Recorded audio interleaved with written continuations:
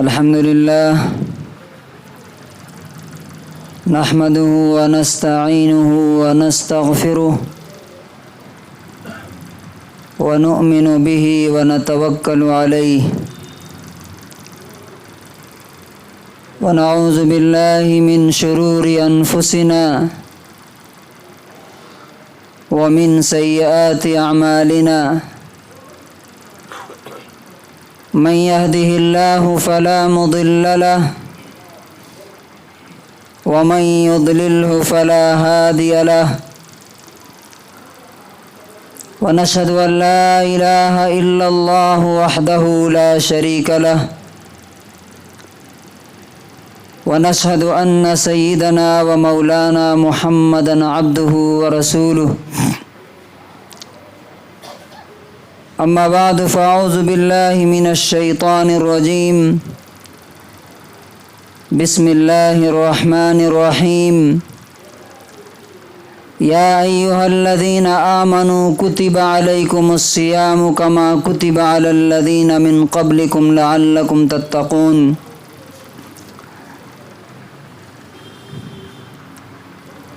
ہر قسم کی تعریف اس اللہ کے لیے ہے جو دنوں کو بدلتا رہتا ہے، یقلب اللیل والنہار، جو دن اور رات کو بدلتا رہتا ہے۔ اللہ کی تعریف ہے، اس کی حمد و ثنا ہے، اس کا شکر ہے اس بات پر کہ اس نے ایک بار پھر ہمارے سامنے رمضان کو لا کھڑا کیا ہے، جس کے ذریعے سے وہ ہمیں ہمیشہ کے لیے جو اللہ تعالیٰ نے گیسٹ ہاؤس اور مہمان خانہ بنایا ہے جنت کی شکل میں، وہاں تک ہمیں پہنچانا چاہتا ہے۔ آج اللہ تبارک و تعالی رمضان کا مہینہ کس وجہ سے فرض کیا ہے اور ہمیں کس لیول پر پہنچانا چاہتا ہے، دیکھنا چاہتا ہے، کیا کیا چیزیں اس میں رکاوٹ بنتی ہے اور ہمارے کرنے کے کام کیا کیا ہیں، انشاءاللہ ہم یہ 3 پوائنٹ پر بات کریں گے۔ پہلی چیز، اللہ تبارک و تعالیٰ نے ہمیں یہ دنیا میں بھیجا ہے دنیا میں رہنے کے لیے نہیں، بلکہ اللہ تعالیٰ اس دنیا کے ذریعے سے ہمیں جنت کی اعلیٰ زندگی عطا کرنا چاہتا ہے۔ خلق الموت والحیات لیبلوکم ایکم احسن عملا، اس نے موت اور زندگی اسی لیے بنائی ہے تاکہ تمہارا ٹیسٹ کر لے کہ تم میں سے کون بہتر عمل کرنے والا ہے، اور پھر اس کو بہترین جگہ میں اللہ تعالیٰ پہنچانے والا ہے۔ اور اس معیار کو، اس کرائیٹیریا کو، اس لیول کو جس پر پہنچنے کے بعد انسان اللہ کا مہمان بن جاتا ہے، اللہ کا گیسٹ بن جاتا ہے، اور مرنے کے بعد اللہ تعالیٰ اسے جنت عطا کرے گا، اس کو تقویٰ کے ورڈ سے استعمال کرتا ہے کہ تقویٰ کے مقام پر پہنچ جاؤ گے تب اللہ تعالیٰ تمہیں جنت عطا کرے گا۔ سورہ بقرہ آیت نمبر 183 میں اللہ تعالیٰ نے فرمایا، یا ایھا الذین آمنوا کتب علیکم الصیام، اے ایمان والو تمہارے اوپر روزے فرض کر دیے گئے، کمپلسری ہیں۔ کس لیے؟ کما کتب علی الذین من قبلکم، جس طرح سے تم سے پہلے لوگوں پر روزے فرض ہوئے تھے۔ اور وجہ کیا ہے، مقصد کیا ہے؟ لعلکم تتقون، تاکہ تم اللہ سے ڈرنے والے بن جاؤ، گاڈ کانشس پیپل بن جاؤ تم۔ اب یہ تقویٰ کیا چیز ہے؟ तक़वा का मतलब ये होता है कि ये पूरे महीने में, पूरे रमज़ान के महीने में रोज़ों के ज़रिए से हमारे और आपके अंदर वो ताकत और वो पावर और ऐसी ट्रेनिंग हो जाए कि इंसान सिर्फ़ और सिर्फ अल्लाह से डरे, अल्लाह को छोड़कर दुनिया में किसी से न डरे। हमारे और आपके अंदर ऐसी सलाहियत पैदा हो जाए कि हम अपनी ख्वाहिशात का, अपने फॉल्स डिज़ायर का, नाजायज़ ख्वाहिशात का मुकाबला कर सकें और सिर्फ अल्लाह के आगे झुकने वाले बन जाए। लेकिन अल्लाह ताला जानता है कि मेरे बंदे शायद उतना क्लियरिटी के साथ समझ ना पाएँ कि आखिर तक़वा है क्या और मुत्तकी कौन लोग होते हैं, गॉड कॉन्शियस होने का मतलब क्या है। तो अल्लाह ताला ने और इसको डिस्क्राइब किया और एक्सप्लेन किया ताकि कोई शख्स ये ना कहे कि हमें तो पता नहीं चला कि जन्नत में जाने के लिए क्या क्राइटेरिया चाहिए था, समझ में नहीं आया इसलिए हम नहीं कर सके। तो वो 5 चीज़ें हैं जो मैंने पिछले हफ्ते आपसे वादा किया था कि आखिर मैं और आप कैसे समझेंगे कि मैं जन्नत के लायक हूँ कि नहीं, मेरे घर वाले जन्नत के लायक हैं कि नहीं। अल्लाह ताला ने उसके लिए 5 क्राइटेरिया बताया, 5 खूबियाँ बताई। अल्लाह ताला कहता है सूरह आल इमरान आयत नंबर 133 से 135 तक, वसारिउ इला मग़फ़िरतिम मिर रब्बिकुम, दौड़ो जल्दी करो अपने रब के मग़फ़िरत की तरफ। किस चीज़ की तरफ? अपने रब की मग़फ़िरत की तरफ। व जन्नतिन अर्दुहा समावात वल अर्ज़, और उस जन्नत की तरफ जिसकी चौड़ाई आसमानों और ज़मीन के बराबर है। उइद्दत लिल मुत्तक़ीन, किसके लिए तैयार की गई है? तक़वा वालों के लिए तैयार की गई है, परहेजगार लोगों के लिए तैयार की गई है। अब अल्लाह तबारक व तआला यहाँ बता रहा है कि तक़वा वाले कौन लोग हैं, गॉड कॉन्शियस पीपल कौन से हैं। ये 5 चीज़ें हमें याद रखना है, अपने घर वालों को भी जाके बताना है।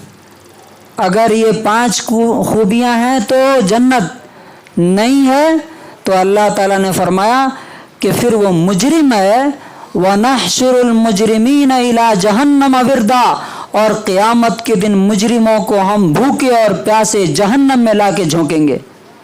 2 ही क्राइटेरिया आखिरत में, या तो मुत्तकी अल्लाह से डरने वाले, और नहीं तो मुजरिम अल्लाह रब्बुल इज़्ज़त के क्रिमिनल।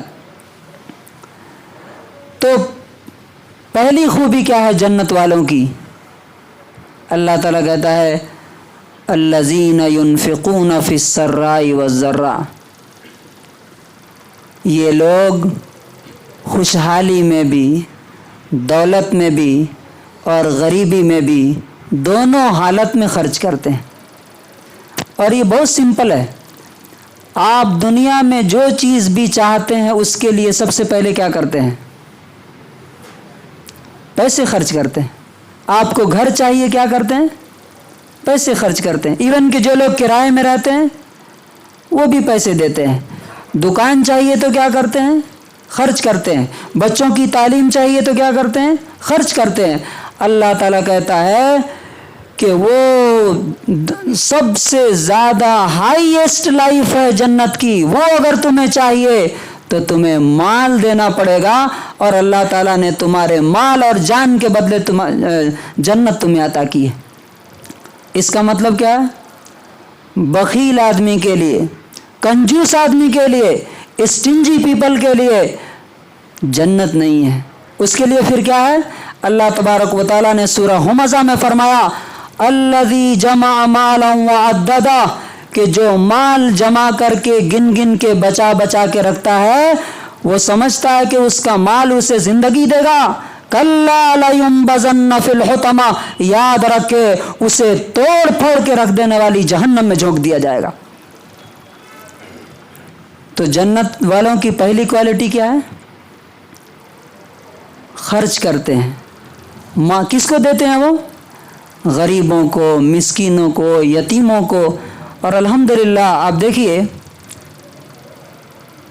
اللہ تعالیٰ نے جن کو اس بات کا شعور دیا ہے کہ جنت فری میں نہیں ملے گی، وہ دن رات خرچ کرنے میں لگے رہتے ہیں. پرسوں میں نے ہمارے ایک بھائی کو بولا، یہی نماز پڑھتے ہیں، کہ ایک آدمی ہے وہ جل گیا ہے، کما نہیں سکتا، اس کے بچے ہیں، اس کو کچھ مدد کرنے کی ضرورت تھی. اور ایسے لوگ بے شمار ہیں جن کو اللہ تعالیٰ چاہتا ہے کہ وہ لوگ جن کو ضرورت سے زیادہ دیا ہے، بیواؤں کو، غریبوں کو، یتیموں کو، اللہ کو ضرورت نہیں ہے، اللہ دیکھنا چاہتا ہے کہ تمہیں زیادہ دیا ہے تو تم ان لوگوں کو دے رہے ہو کہ نہیں جن کو اللہ تعالیٰ نے نہیں دیا ہے. تو اس نے ایک بات بتائی، میں شاکڈ رہ گیا کہ کیا ایسے لوگ بھی اللہ تعالیٰ نے رکھے ہیں؟ ایسا دل بھی ہے لوگوں کا. کہتا ہے کہ ہر دن، حالانکہ زیادہ بڑا کاروبار نہیں ہے اس کا، صبح میں جیسے ہی میں کاروبار کے لیے جاتا ہوں 100 روپے صدقہ نکالتا ہوں، اور پھر جب آتا ہوں تب 100 روپے، گویا کہ مہینے کے 6000 روپے میں اللہ کے لیے صدقہ کرتا ہوں. اور اللہ تعالیٰ نے بڑی برکت دی ہے.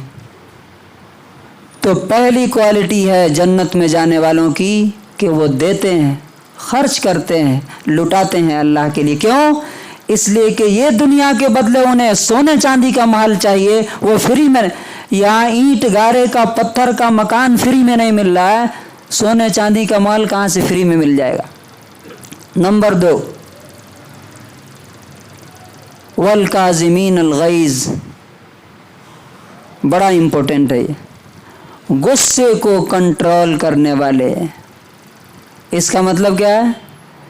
اگر مجھے کوئی گالی دے دے، کوئی میرے مزاج کے خلاف بات بول دے، میرا نقصان کر دے، چاہے بچے ہوں، بیوی ہوں، دوست ہوں، کوئی بھی ہو، تو اللہ تعالیٰ کہتا ہے کہ جو جنت میں جانے والے ہیں وہ بھڑک نہیں جاتے، وہ غصہ نہیں ہوتے، بلکہ غصے کو کنٹرول کرتے ہیں.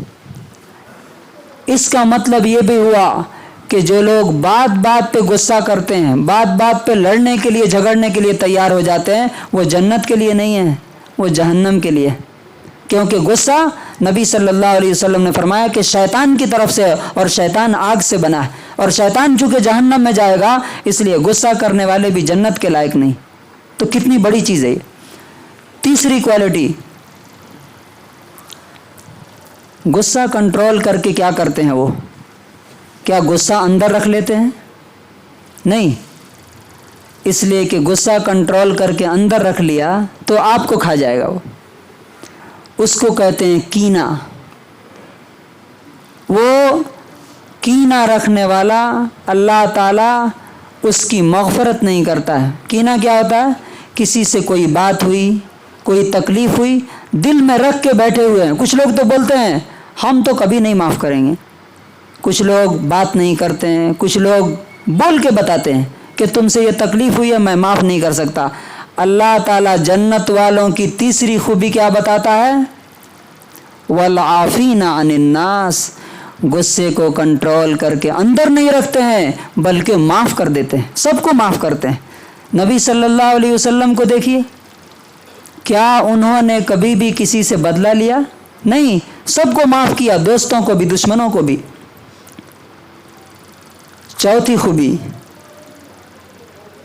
خوبی کیا ہے جنت میں جانے والوں کی؟ واللہ یحب المحسنین، ہمیشہ انہیں نیکی کی فکر رہتی ہے، بھلائی کی فکر رہتی ہے. کس کے ساتھ؟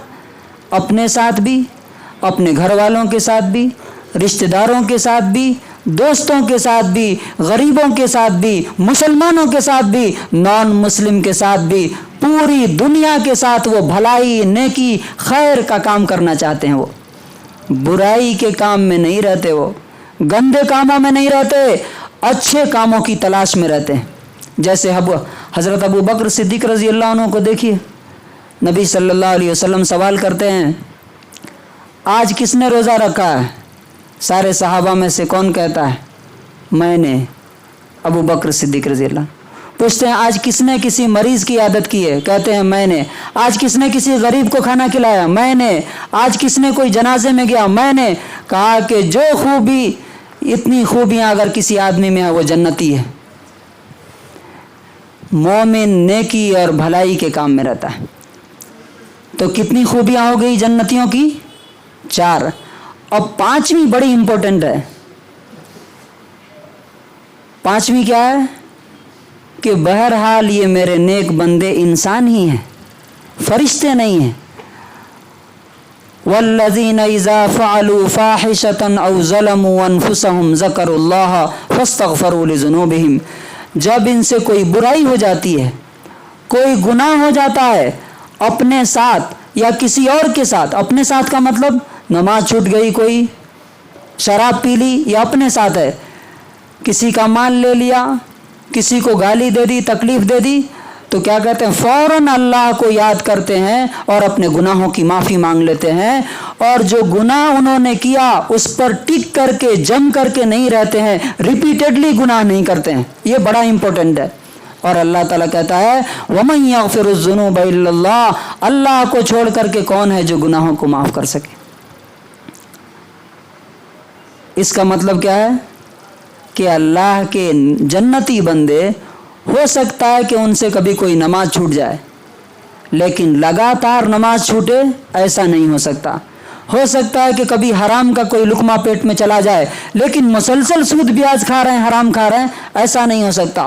ہو سکتا ہے کسی کو کبھی تکلیف دے دیں، لیکن مسلسل تکلیف دے رہے ہیں، ایسا نہیں ہو سکتا. اللہ تبارک و تعالیٰ کہتا ہے کہ جنت کے لوگ، جنت والے، جیسے ہی ان سے کوئی برائی ہو جاتی ہے، کوئی کمی ہو جاتی ہے، فوراً اللہ کو یاد کر کے اپنے گناہوں کی معافی مانگ لیتے ہیں اور وہ گناہوں کو چھوڑ دیتے ہیں. یہ 5 کوالٹی اگر ہے تو اللہ تعالیٰ کہتا اولئک جزاؤہم مغفرۃ من ربہم وجنات. یہ لوگ ہیں جن کا بدلہ ان کے رب کی طرف سے مغفرت ہے، گناہوں کی معافی ہے، اور جنت کے محل ہیں جن کے نیچے ندیاں بہ رہی ہوں گی، ہمیشہ ہمیشہ وہیں رہیں گے. ونعم اجر العاملین. اور اچھا کام کرنے والوں کا کتنا اچھا بدلہ ہے. تو وہ 5 کوالٹی کیا ہے؟ ایک بار اور میں گناتا ہوں. نمبر ایک کیا ہے؟ خرچ کرتے ہیں. خرچ کرتے ہیں، بخیل جنت کے لائق نہیں. نمبر دو غصے کو کنٹرول کرتے ہیں. نمبر 3 لوگوں کو معاف کرتے ہیں. اور یاد رکھیے لوگوں کو لکھا ہے، مسلمانوں کو نہیں. لوگ میں سب آتے ہیں، لوگوں کو معاف کرتے ہیں. نمبر 4 ہمیشہ نیکی، بھلائی، اچھائی کے کام میں رہتے ہیں. اور نمبر 5 اگر غلطی ہو جائے کبھی تو وہ غلطی پہ ٹک کے نہیں رہتے ہیں، فوراً اللہ کو یاد کر کے معافی مانگتے ہیں کہ میں نے کس کا حکم توڑ دیا جس کے پاس مجھے پلٹ کر کے جانا ہے. یہ 5 چیزیں اگر رمضان میں پیدا ہو گئی تو رمضان آپ کا کامیاب ہے. اب یہ 5 چیزیں پیدا کیسے ہوگی؟ 2 چیزوں کے ذریعے. یاد رکھیے روزہ اور قرآن. رات میں تراویح، دن میں بھی قرآن کی تلاوت، رات میں بھی اللہ کے سامنے کھڑے ہو کر کے نماز میں اس کی کتاب کی تلاوت، اس کی کتاب سے جڑنا، سمجھ کر کے پڑھنا. اب روزہ کے بارے میں اللہ کے رسول صلی اللہ علیہ وسلم نے کیا فرمایا؟ بخاری کی 2014 نمبر حدیث ہے من صام رمضان ایمانا واحتسابا غفر له ما تقدم من ذنبه. جو رمضان کا روزہ ایمان کے ساتھ اور ثواب کی نیت سے رکھے گا، اللہ پچھلے گناہ معاف کر دے گا. بہت سے نوجوان صحت مند رہنے کے باوجود روزہ نہیں رکھتے، اور ان سے پوچھئے تو کیا بولتے ہیں؟ بہت گرمی ہے، یہ گرمی برداشت نہیں ہو رہی، جہنم کی گرمی برداشت ہوگی. 2 ریزن ہیں، 2 ایکسکیوزز ہیں. ان 2 کے علاوہ روزہ معاف نہیں ہے. خوب غور سے سن لیجئے، جو پیرنٹس ہیں وہ بھی سنیں، جو بیچلر ہیں وہ بھی سنیں. نمبر 1 بیماری ہے کوئی، ہمیں معلوم ہے کہ رکھیں گے تو بیماری بڑھ جائے گی، یہ ڈاکٹر نے منع کر دیا، तो वो बाद में रमज़ान के बाद वो रोज़ा रख लेना। दूसरा एक्सक्यूज़ है सफ़र। अगर आप जर्नी पे हैं तो अल्लाह तबारक व तआला बोलता है सफ़र से वापस आके तुम रोज़ा रखो, सफ़र में नहीं रहे। इसके अलावा कोई रोज़ा छोड़ता है, कोई भी, चाहे मर्द हो या औरत, जॉब करने वाला, कारोबार करने वाला हो या मजदूरी करने वाला, तो ये हदीस है उसके लिए जो सही इब्न हिब्बान की 7491 नंबर हदीस है। नबी सल्लल्लाहु अलैहि वसल्लम फरमाते हैं कि एक रात मुझे ले जाया गया। नबियों के ख्वाब सच्चे होते हैं। मैं एक ऊंचे पहाड़ पर पहुंचा, 2 लोग मेरे साथ थे। जब मैं पहाड़ पे पहुंचा तो बहुत तेज़ आवाज़ आ रही थी, रोने चिल्लाने की। मैंने पूछा कि ये किसकी आवाज़ है, तो कहा गया कि ये जहन्नमियों की आवाज़ है। फिर मुझे आगे लेकर के गए तो देखा कि कुछ लोग उल्टे लटके हुए हैं। ये बहुत गौर से सुनने की है, जो लोग रोज़े नहीं रखते उनको बताना है हम लोगों को। उल्टे लटके हुए हैं, सर नीचे पैर ऊपर, और उसके बाद इतना ही नहीं है, उनके मुंह चीरे जा रहे हैं, ये मुंह चीरे जा रहे हैं। और तसील अशदाकुहुम दमन, आपको मालूम है ना, अगर उल्टा लटका के अगर ये चीरा जाए तो किस तेज़ी से खून नीचे आएगा मालूम, और किस तरह रूह निकलेगी। तो कहते हैं मैंने पूछा मन हाउला, ये कौन लोग हैं, तो कहा हाउलाइल्लज़ीना युफ्तिरून क़ब्ल तहिल्लतिस सौम, ये वो लोग थे कि जो रोज़े का टाइम होने से पहले रोज़ा तोड़ देते थे। तो जब रोज़ा टाइम होने से पहले रोज़ा तोड़ने वालों का ये हाल है, तो जो नहीं रखते हैं उनका क्या हाल होगा, उनको क्या सज़ा मिलेगी। इसलिए रोज़ा किसी हाल में नहीं छोड़ना। नंबर 2, रात की तरावी और तिलावत दिन में। हम लोग 12-12 घंटे 10-10 घंटे दुनिया के काम के लिए टाइम देते हैं, अल्लाह के सामने खड़े होने के लिए 2 घंटे टाइम नहीं मिलता। हालांकि जो करने वाले हैं, बहुत से बुज़ुर्ग अल्हम्दुलिल्लाह पूरी तरावी इत्मीनान के साथ पढ़ते हैं। तरावी के सिलसिले में एक बात याद रख लीजिए, बहुत से लोग वहाँ तरावी पढ़ते हैं जहाँ जल्दी जल्दी तरावी ख़त्म हो जाए, 1 घंटे में 2 पारे 3 पारे। ये कुरान की तौहीन है और इसमें सवाब के बजाय उल्टा गुनाह मिलता है। और वो तरावी पढ़ने से बेहतर है कि इंसान तरावी ना पढ़े या घर में पढ़ ले। क्यों? वो जो पढ़ा रहा है उस पर भी खुदा की लानत है, जो उसके पीछे पढ़ रहे हैं उस पर भी खुदा की लानत है कि वो अल्लाह के कलाम को बिगाड़ के ख़राब करके पढ़ रहा है और उसके पीछे ये खड़ा हुआ है जाहिल और बेवकूफ़ बन करके। थोड़ा पढ़िए, ज़्यादा पढ़िए।